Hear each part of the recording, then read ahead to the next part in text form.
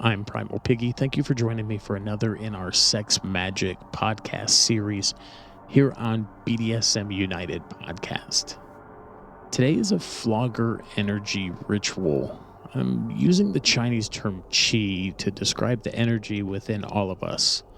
Start by concentrating on pulling energy out of your fingers and drawing it through the whip or the flogger.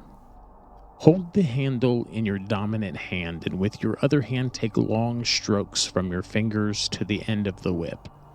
As you do this, visualize pulling the energy out from your fingertips so that it fills the whip strands, making the whip another part of your body, like an auxiliary limb. Practice doing this for a while. One way in which you'll know it's working is that if you put the whip down, you'll feel immediately uncomfortable, as if part of your hand has dropped off, and you'll feel the need to have it back in your hand again. Now practice swinging it at a target. For this exercise, we strongly suggest a non-living target, something like a pillow or a wall. As you begin, focus on feeling the whip end as the extended tips of your fingers. Your brain tells them to hit there, and they do. You may need to stop periodically and do your chi stroking again if you begin to get clumsy and lose the feeling.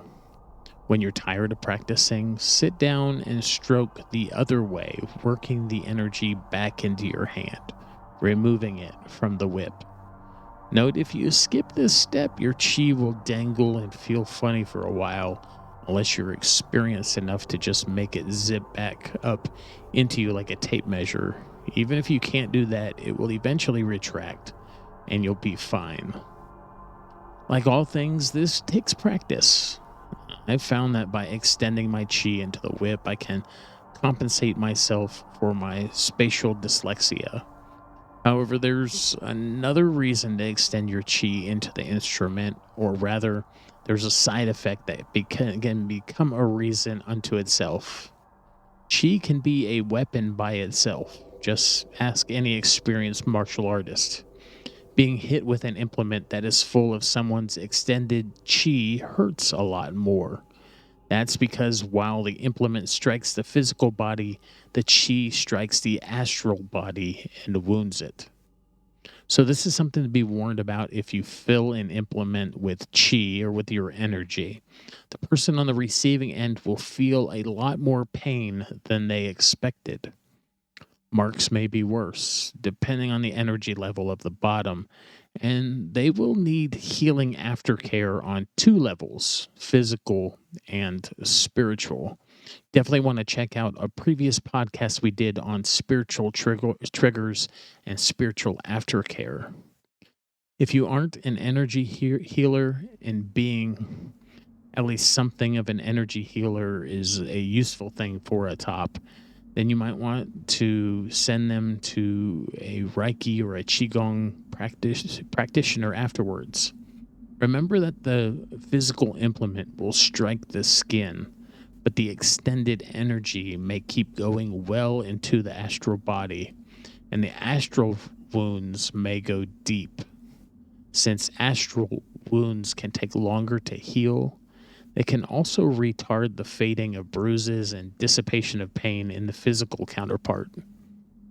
One good thing to keep in mind is that when you extend your chi into the implement, give it a blunt or thuddy flavor in your mind. If you're working with fine whip strands, perhaps giving it a fine or silken feel that won't actually do any injury may be appropriate. If you don't want to make it hurt extra, keep your chi soft.